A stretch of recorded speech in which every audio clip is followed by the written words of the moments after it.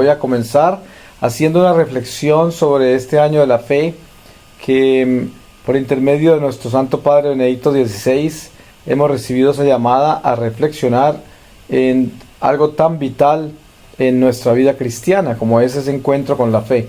Voy a pedirle al Espíritu Santo que nos guíe a través de su palabra y voy a leerles a ustedes de la carta de San Pablo a los Romanos en el capítulo 15 desde el versículo 22 y dice así: por esto mismo muchas veces me ha sido imposible ir donde vosotros. Ahora, como no tengo ya campo de acción en estas regiones y desde hace muchos años siento un gran deseo de ir donde vosotros, cuando me dirija a Hispania espero veros al pasar y tras haber disfrutado algún tiempo de vuestra compañía, que me ayudéis a ponerme en camino hacia allá. Por ahora, sin embargo, me marcho a Jerusalén en servicio a los santos, pues Macedonia y Acaya han tenido a bien hacer una colecta en favor de los pobres de entre los santos que viven en Jerusalén. Les pareció bien, ya que son deudores de ellos, porque si los gentiles participaron de sus bienes espirituales, deben también servir a ellos con los bienes materiales. Cuando haya terminado esto y les haya entregado este fruto, marcharé hacia Hispania, y de paso estaré con vosotros, pues sé que al llegar donde vosotros lo haré con la plenitud de la bendición de Cristo. Os suplico, hermanos, por nuestro Señor Jesucristo, y por el amor del Espíritu Santo, que luchéis juntamente conmigo, rogando a Dios por mí, para que sea liberado de los incrédulos que hay en Judea, y mi ministerio en favor de Jerusalén sea aceptado por los santos, y llegando donde vosotros con alegría, por la voluntad de Dios, pueda descansar con vosotros, el Dios de la paz esté con vosotros. Amén. Pues bueno, una lectura como esta nos lleva precisamente a comprender este misterio de nuestra fe con todo lo que es la vida apostólica a que somos llamados todos nosotros, porque todos nosotros tenemos esta misión de propagar el Evangelio y de propagar ese testimonio de vida que nos corresponde propagar, porque precisamente siendo nosotros esas piedras vivas del templo de Dios, tenemos la responsabilidad de que no solamente sea una realidad entre las personas que convivimos, sino que sea una realidad para la edificación de la iglesia entera, porque nosotros somos instrumentos eucarísticos de reparación. Cuando escuchamos la palabra fe, pues esto nos trae a nosotros desde la religión misma muchas memorias de catequesis, porque nosotros hemos sido instruidos en la fe y cada uno de nosotros obviamente tendrá un diferente nivel en esa estructura doctrinal, pero al mismo tiempo desde la enseñanza de la iglesia pues conocemos que el sentido de la fe es ese creer en algo sobrenatural, porque es creer en lo que realmente ni entendemos bien ni podemos ver, como es concebir en nuestra vida la realidad inminente de que Dios existe, de que Jesucristo es nuestro Señor, que se ha hecho hombre para redimirnos, y de que a pesar de que estamos tantísimas generaciones después de su encarnación, de su pasión, muerte y resurrección y ascensión al cielo, sin embargo testificamos hoy de que creemos en fe, de que todo eso es verdad, todo lo que nos han revelado, y que cuando leemos la palabra de Dios estamos seguros de que estamos leyendo algo que no es una fábula y algo que no es inventado por hombres, sino que estamos leyendo la verdad revelada, tal y como el Señor nos la ha revelado. Esto pues tiene un peso por sí mismo extremadamente elevado, porque cuando uno realmente se adentra dentro del misterio de nuestra fe, pues tiene un desafío muy grande, porque cuántas veces nosotros en medio del crecimiento que tenemos como seres humanos en la iglesia, tenemos momentos difíciles en los que pueden haber dudas, puede haber una tibieza tan grande que desvirtuamos completamente la responsabilidad que tenemos como hijos de Dios y simplemente vivimos sujetos a nuestra voluntad humana, y a pesar de que vivamos una vida religiosa porque de repente no dejamos la relación con la iglesia, sin embargo estamos haciendo la voluntad humana en nuestros intereses temporales. Esto enfría la fe y no necesariamente vive a la altura de lo que nos está pidiendo esa fe, que es la altura de si creemos que Dios existe, que Jesucristo se ha hecho hombre para salvarnos y que ha venido a mostrarnos el camino, que nos ha revelado la verdad, que nos ha prometido la vida. Entonces tenemos la responsabilidad de obedecer, y obedecer es cumplir con la ley de Dios, y cumplir con la ley de Dios es recibir el Espíritu Santo en nuestro corazón, en una forma de que no seamos el fariseo del Evangelio, que se conoce la ley, que en cierta forma y en muchos niveles la practica y la cumple, pero que no tiene amor, no tiene caridad ni compasión, y que desprecia al humilde, no tiene compasión con el pobre. Y esto pues precisamente es la expresión más común del hombre religioso que no tiene espiritualidad. Pero la espiritualidad descansa en la fe. Para que haya espiritualidad tiene que haber verdadera fe. Entonces, ¿qué será la fe? La fe es creer. Creer sin exigir ver, porque eso es lo que le pide Jesús a Santo Tomás. Ustedes conocen ese diálogo que es tan importante, que inclusive se encuentran dentro de la misma liturgia, esas palabras de Señor mío y Dios mío, porque es el encuentro de este apóstol con Jesús en un momento dado en el que él ha negado todo, y que el Señor se le aparece y le dice: ven y mete tu dedo en mi llaga. Y este momento es un momento trascendental de lo que es el Espíritu Santo actuando ya en los apóstoles después de la resurrección, antes de que Jesús ascienda al cielo y envíe el Paráclito. Pero cada vez que Jesús se aparecía, como estaba ya transfigurado, estaba prácticamente en un estado tan increíblemente divino que no lo reconocían cuando aparecía. Pero sin embargo él, como tenía su naturaleza humana, que no se alteró porque su cuerpo no se le corrompió, y él resucitó con su cuerpo, con el cuerpo en el cual se había encarnado. Por lo tanto, de todas maneras, él aparecía como ser humano igual, porque de esa forma él, precisamente cuando se aparece la primera vez, les pidió comida y les dijo que no era un fantasma, que tenía su cuerpo y era una persona, la persona que ellos conocían. Sin embargo, Santo Tomás, al tener este encuentro con Jesús, después de que había negado la posibilidad de que él hubiera resucitado, el Señor le dijo: dichosos aquellos que creen sin ver. Esto es una enseñanza muy profunda con relación a la fe, porque nosotros no seremos justificados por ninguna otra cosa más que por la fe. San Pablo nos explica, hablando de Abraham y hablando de cómo somos justificados por la fe y no por la ley, y nos da toda esta catequesis de lo que Abraham hizo, y por qué razón Abraham es llamado padre de la fe, y por qué razón Abraham es justificado por la fe, mas no por la ley. Y esto es importante de entender, porque cuando nosotros aceptamos ese amor en nuestro corazón y no lo cuestionamos, entonces nos estamos llenando de Dios, y por lo tanto la fe es una fe viva, transformante, que trasciende el mundo natural y que nos da la oportunidad de vivir el mundo sobrenatural, que es la unción espiritual que se nos ha sido dada a través del bautismo y a través de cada uno de los sacramentos que nos van llevando en esa escalera jerárquica sacramental hacia la misión.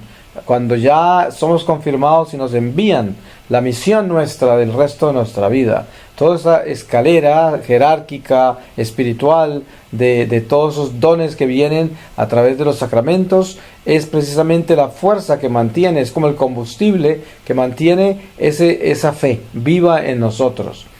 Una persona con fe es una persona que tiene amor, que tiene compasión, caridad, paciencia, tolerancia, que está en flor. Las virtudes las tiene en flor, porque la fe es el don más maravilloso. La fe es precisamente el encuentro con un Dios vivo que nos dice: si tienes fe como un granito de mostaza, le puedes decir a estas montañas que se muevan hacia el mar y se van, porque así, lo que uno quiera mover lo podrá mover, lo que quiera alcanzar lo podrá alcanzar con fe. Ahora, hay un entendimiento muy, muy básico de la fe en lo que se respecta al hombre de hoy. Nosotros vivimos en una cultura muy materialista, muy superficial.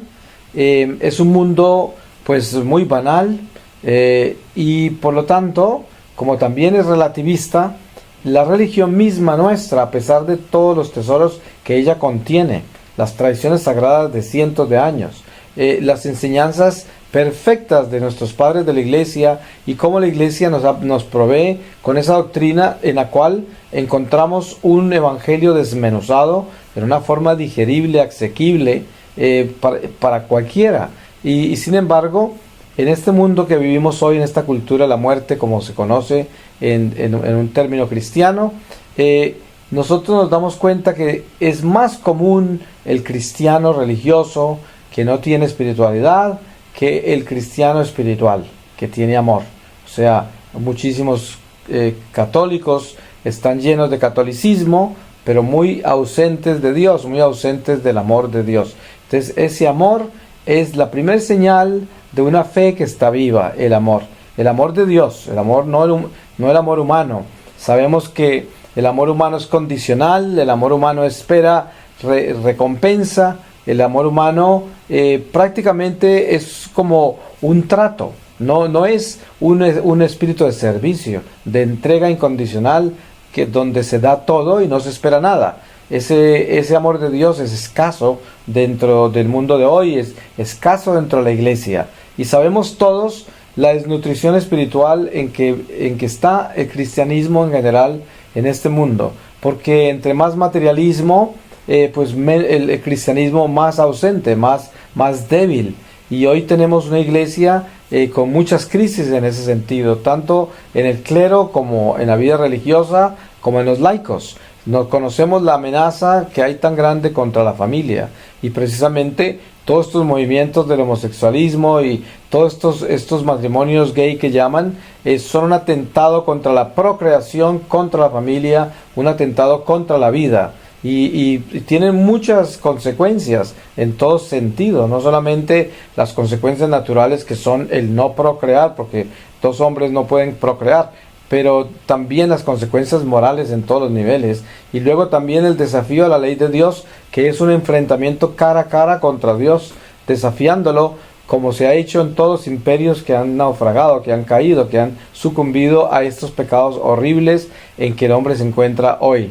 Entonces, el llamado a la fe, el año de la fe, como el Papa Benedicto XVI nos lo llama, que acaba de empezar aquí en el mes de octubre para toda la Iglesia Católica, es un año de mucha gracia, porque es un encuentro con una reflexión profunda de cuál es el nivel de la fe en que nos encontramos. Yo podría decirles algo: si nosotros somos conscientes de la realidad espiritual a que somos llamados a vivir cuando nosotros nos llamamos católicos, entonces el nivel de fe que debemos alcanzar es un nivel de fe que nos pueda proveer a nosotros el celo por la iglesia, un nivel de fe que nos pueda proveer a nosotros con un fuego que nos lleve a militar, que seamos católicos militantes, que podamos ser misioneros, que donde estemos nosotros tengamos ese fuego para hablar de Dios, ese fuego para defender la iglesia, ese fuego para llamar al hombre a que se arrepienta, que cambie, se convierta, para que atienda las cosas de Dios, las cosas de arriba, para que no se deje capturar del mundo, seducir del mundo. Este es nuestro trabajo, y yo pienso que el verdadero espíritu de la fe es el encuentro con una iglesia militante. Por eso el llamado a la nueva evangelización tiene que ver precisamente con un encuentro con la fe, una fe viva, que es: yo creo que Jesucristo es mi Señor, yo le he dado todo el señorío a Él. La iglesia contiene todas las verdades, no le falta ninguna, y yo quiero presentársela al mundo entero. Y lo que yo hago en mi vida diaria es vivir mi iglesia en mi corazón, en todas las cosas que hago, que pienso, que siento, mis impulsos, mis proyectos, todo lo tengo dentro de la iglesia, porque no podemos estar divididos. Yo no puedo ser del mundo y por otro lado la iglesia solo cuando estoy en ella o participando en ella en algún nivel, porque en ese caso la iglesia la convierto en un artículo más del mundo, Y esto es lo que mucha gente hace hoy. Ahí no hay fe, esa no es la fe de que estamos hablando. La fe es la integridad, integrarse, unirse, vivir comunidad. La iglesia es una comunidad, está íntegra en el cuerpo místico del Señor, por lo tanto tiene a Jesús como cabeza, y eso nos convierte en miembros de ese cuerpo.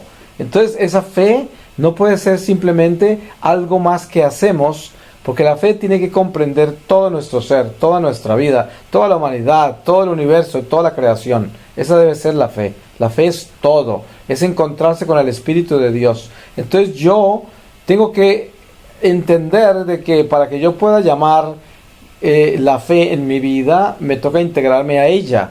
Es como decir, un esposo y una esposa están compenetrados en el amor que los une desde el principio cuando se casan.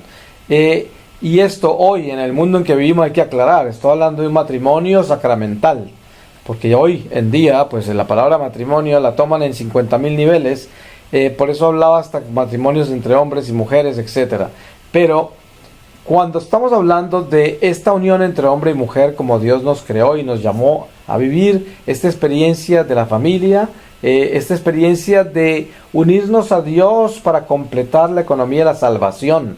Ustedes saben que Dios tiene un plan perfecto y se cumplirá. Y el plan perfecto es que un número exacto de almas entrarán al cielo antes de que Jesús regrese. Obviamente que es un plan de la salvación, no sabemos nada de eso. Nadie sabe el día ni la hora en que todo terminará. Nadie sabe cuando San Juan nos dice que una tercera parte de los ángeles fueron arrojados al cielo. ¿Quién se podría atrever a pensar siquiera cuántos son? Esos números no los tiene sino Dios. Pero hay números y son exactos. Como decir que existe el libro de la vida de cada uno de nosotros, que el mismo San Juan también lo menciona en el libro del Apocalipsis, y que ese libro se abrirá ante el tribunal del Señor el día en que comparezcamos ante Él, en el momento instantáneo después de nuestra muerte, y encima en el juicio final. Pero en ese libro está todo, toda nuestra vida, cada instante, cada segundo, cada impulso del corazón, todo lo tenemos ahí. Y esta es la vida que está registrada, porque por eso llama vida, porque existe y es en todo momento. Ahora, cuando entendemos la realidad de compenetrarnos en el misterio de la fe, entonces queremos decir que nos vamos a compenetrar totalmente en ella, tal como un pescado en el agua. Estamos integrados en ella, y esa agua que es el Espíritu Santo y ese pez que es nuestra vida están integrados en un solo elemento. Y vivimos en Él, subsistimos en Él, y en Él pues nos integramos a una realidad que trasciende a la eternidad.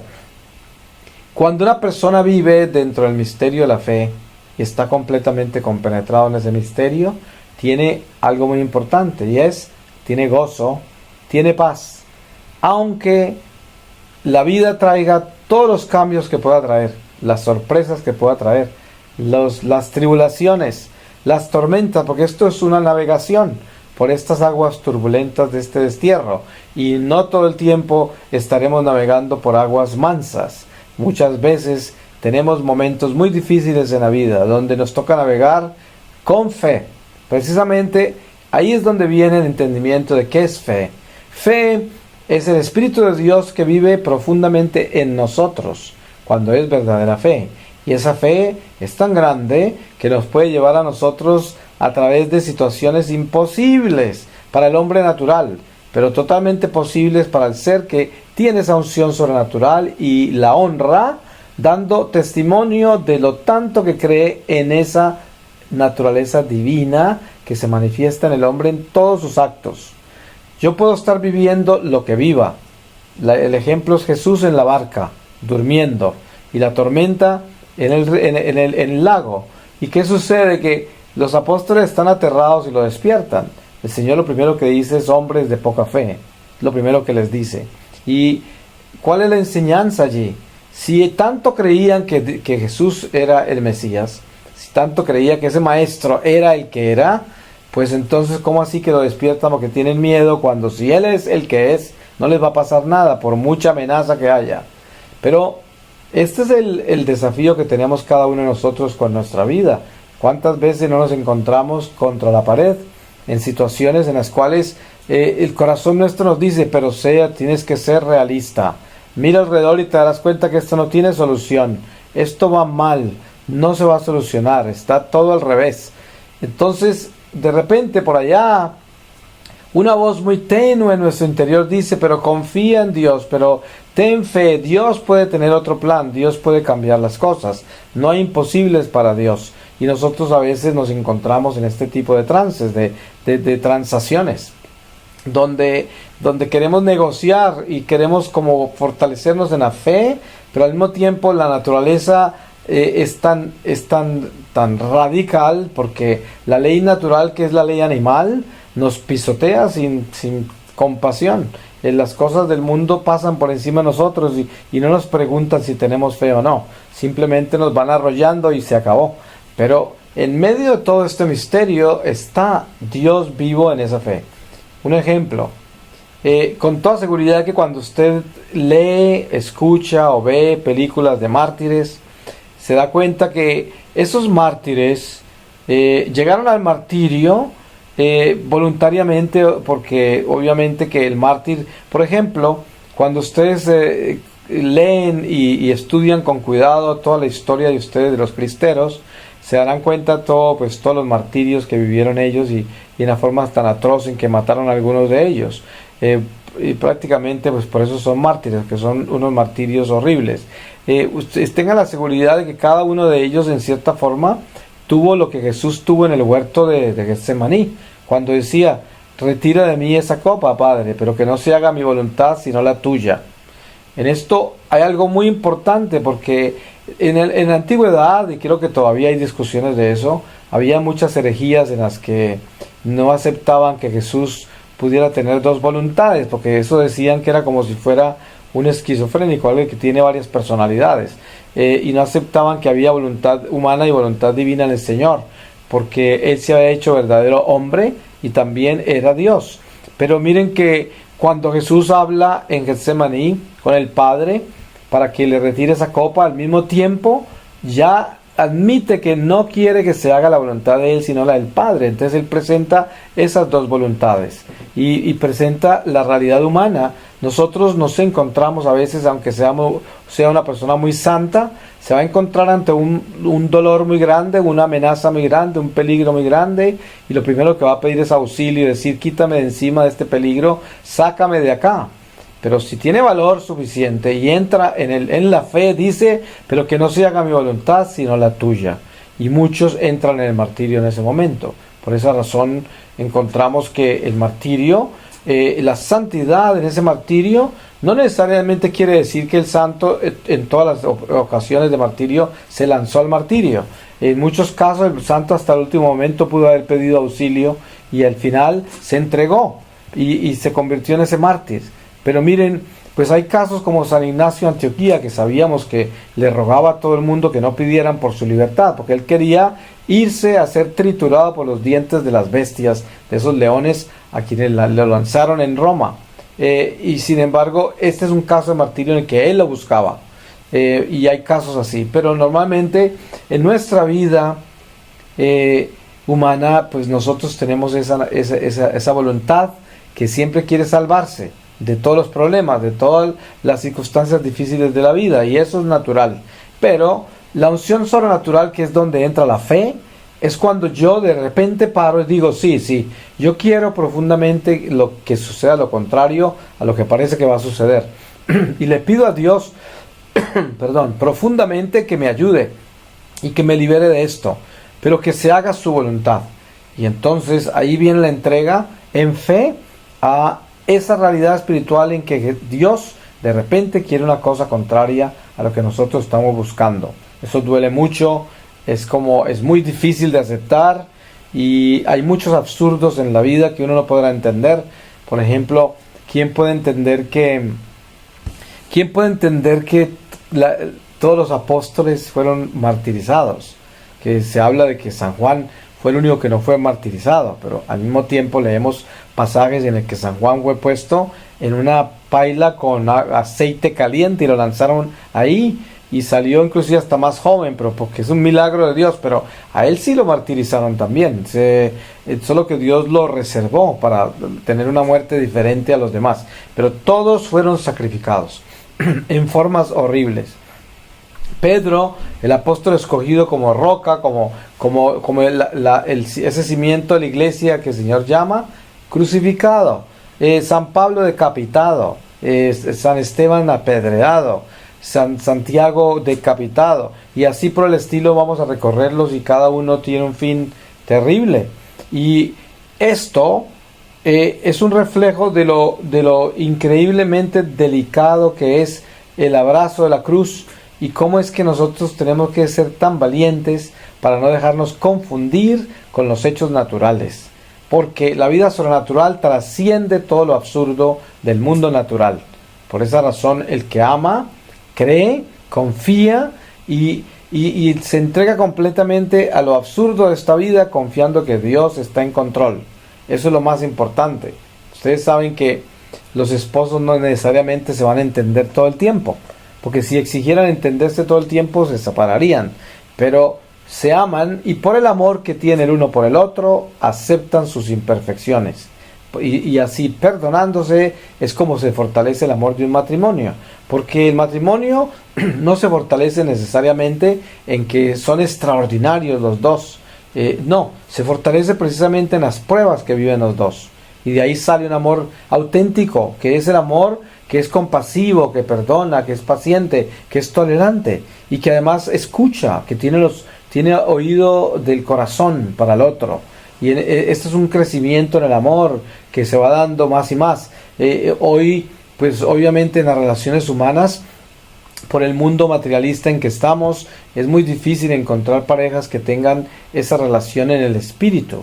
Pero afortunadamente nosotros, que hemos sido llamados a vivir esta experiencia de Dios en la iglesia, y que hemos sido llamados a adentrarnos en el Señor más y más, pues gracias a Dios que por esa misma bendición del Espíritu Santo que nos ha dado, encontramos entre nosotros matrimonios que realmente son de Dios y que han aprendido a superar todas sus dificultades y sus diferencias, y no han dejado que la vida les destruya su matrimonio, que no destruya su familia, a pesar de todas las pruebas que han vivido. Esto es muy lindo, porque precisamente las cicatrices de esta vida están puestas ante el Señor como nuestras medallas. Pero esas cicatrices de que yo hablo son aquellas batallas en las cuales ganamos, aunque nos hubiéramos caído. ¿Y cómo ganamos? Una familia que está amenazada de separarse, de destruirse, y que de repente se une y se construye y se vuelve más fuerte. Eso es ganar una batalla al demonio. ¿Cuántas situaciones hay de amistades entre padres e hijos que en un momento dado se superan, y esa familia tiene inclusive más unción después de eso, porque triunfó el amor? De esto está hecha la fe. La fe está hecha de todas esas fibras, de todos esos ladrillos que vamos colocando día a día con los esfuerzos que tenemos que hacer para tener todas esas virtudes en flor. Sabemos que Dios nos ha dado a nosotros una enseñanza en el Evangelio muy grande, y es que toda esa pasión de Jesucristo es como las espinas de la rosa. Ustedes saben que cuando la rosa está todavía en capullo, se ven esas espinas verdes que empiezan a volverse muy agudas y se empiezan a poner fuertes, y cuando ya están muy fuertes esas espinas, comienza ese capullo a abrirse. Ya cuando se abre, todo está en flor, no solamente los pétalos se empiezan a abrir, pero también las espinas ya están definidas, muy agudas, que son la defensa de ese tallo, y que tienen esa presencia entre la ternura de esa rosa en sus pétalos en flor y lo rígida de la espina. Y dense en cuenta que esta combinación es la pasión y la resurrección, unidas ahí en este milagro, porque somos jardín de Dios. Por eso, para que nosotros podamos llegar a florecer en el jardín de Dios, tenemos que fortalecer las espinas. ¿Y esas espinas cuáles son? El sacrificio, la entrega, es donde está el dolor, donde está la defensa con el mismo sufrimiento. Defendernos nosotros de las vicisitudes de esta vida temporal, viviendo el sufrimiento como defensa, como amor, como fortaleza. Porque uno no podría decir, ay, qué bueno que las rosas, que son tan hermosas, no tuvieran esas espinas que son tan agudas, que son tan peligrosas. No, la realidad es que la rosa sin espinas, pues no sería la misma rosa. Por esa razón, una vida que no tenga la pasión del Señor no será la misma vida y no tendrá la corona, no florecerá. Entonces necesitamos tener, para poder florecer en el jardín de Dios, tenemos que dar los pasos que se da esa misma flor antes de florecer, que es fortalecer esas espinas. La fe está hecha de esa construcción del amor de Dios en nosotros, que nos da esa capacidad de resistir tanta prueba. Cada uno resiste pruebas a su nivel. El Señor nunca nos coloca cruces que no podemos cargar.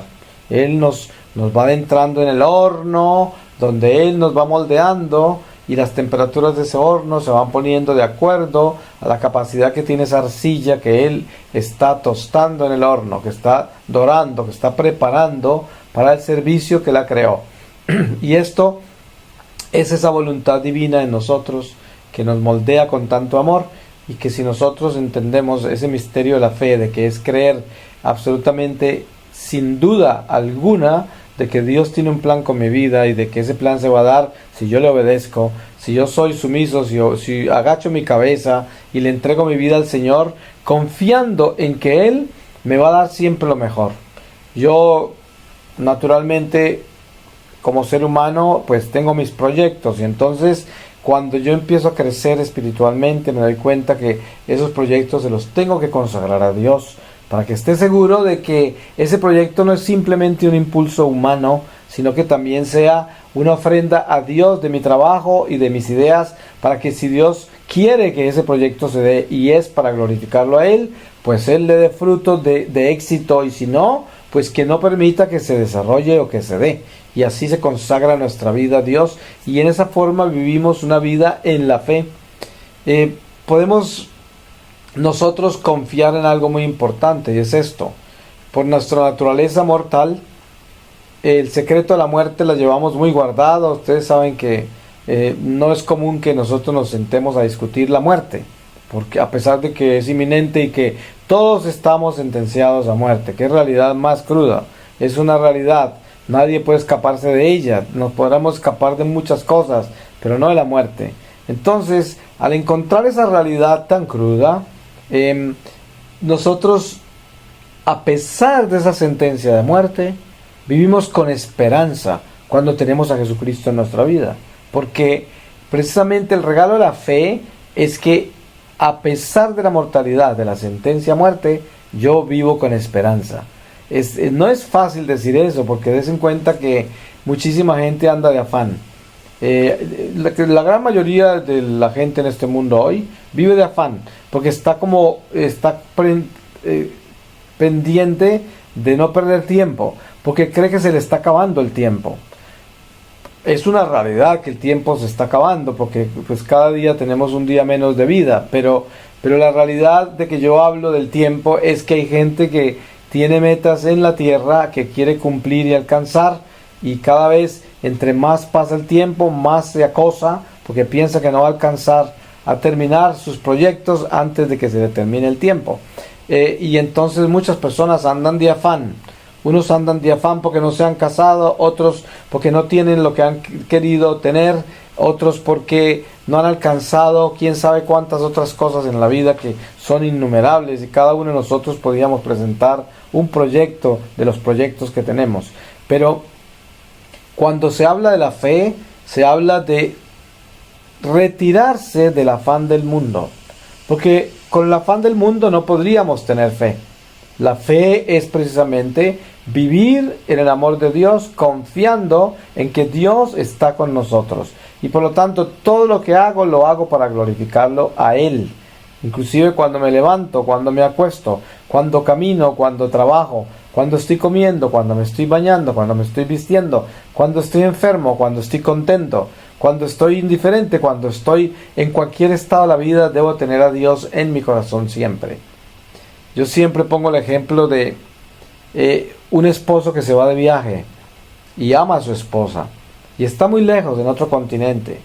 Todo el tiempo ese esposo, donde esté, tomándose un café, de compras, conociendo lugares nuevos, la experiencia que tenga en ese viaje, la esposa siempre la lleva en el corazón.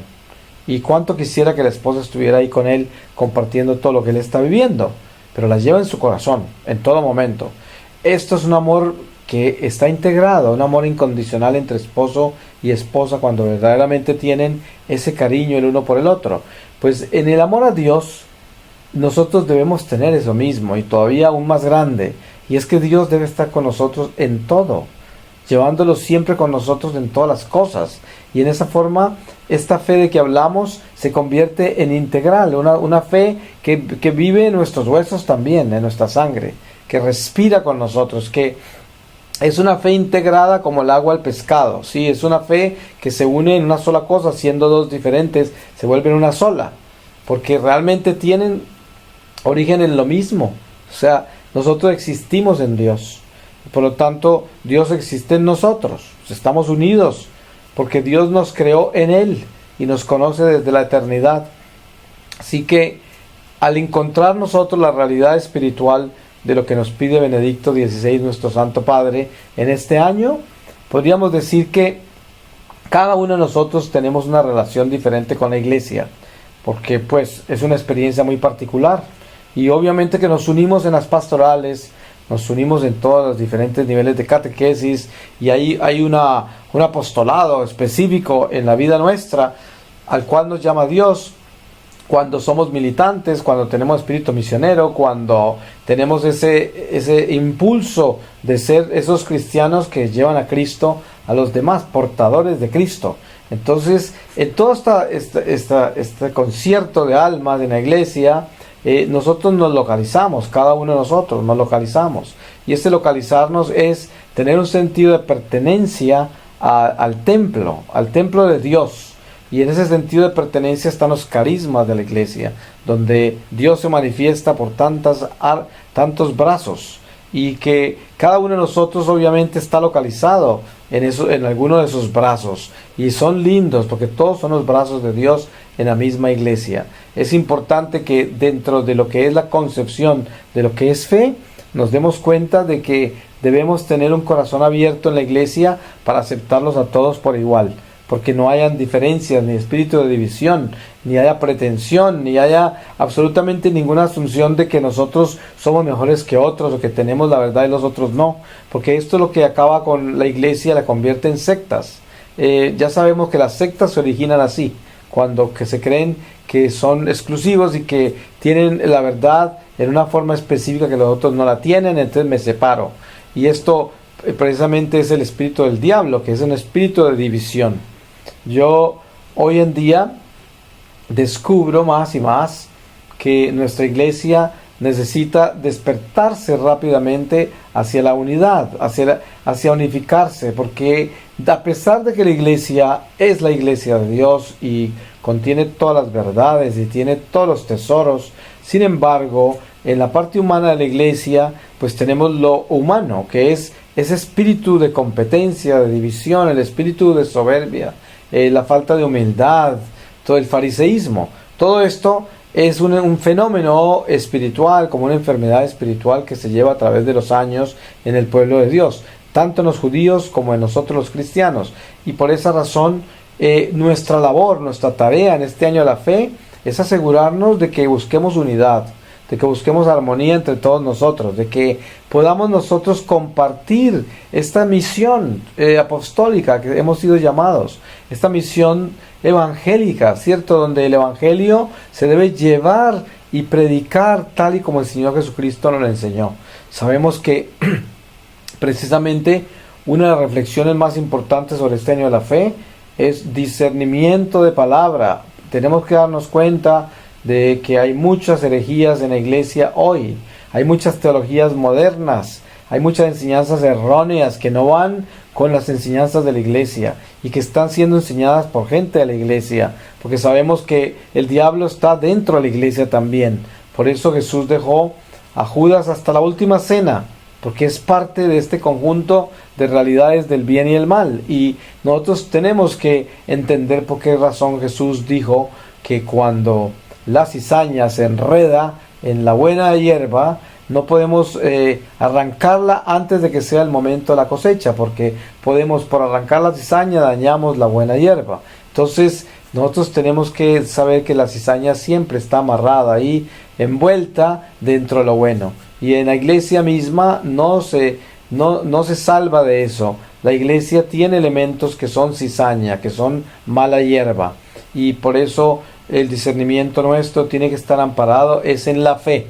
La fe nos da todas esas virtudes. Tenemos discernimiento por gracia a la fe. Porque entre más grande sea mi fe, pues más Dios en mí, por lo tanto más sabiduría, porque Dios es la sabiduría. Y si entre más crezca el Espíritu de Dios en mí, pues más crece la fe, más crece la sabiduría. Y tengo discernimiento de espíritus y ya puedo ver exactamente el bien y el mal muy bien localizado y me puedo defender porque tengo esa claridad que solo trae el Espíritu Santo en mi vida. Voy a pedirle al Señor su santa palabra para cerrar esta primera reflexión. Y les voy a leer a ustedes de la carta de San Pablo a los Hebreos. Y les voy a leer a ustedes de el capítulo 9 en el versículo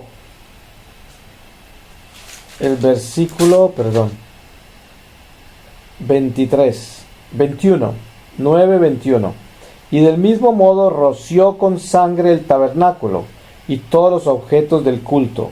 Y según la ley casi todo se purifica con la sangre, y sin derramamiento de sangre no hay remisión.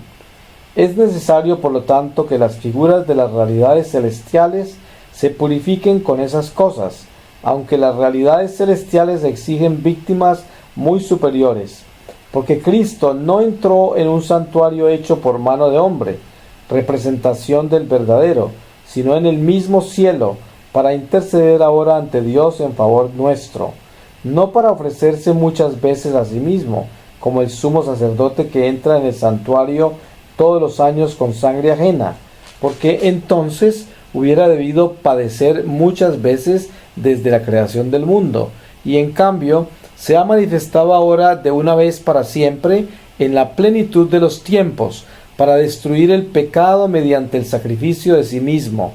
Y así como está establecido que los hombres mueran una sola vez y que después haya un juicio, así también Cristo, que se ofreció una sola vez para quitar los pecados de todos, por segunda vez, sin relación ya con el pecado, se manifestará a los que le esperan para llevarlos a la salvación.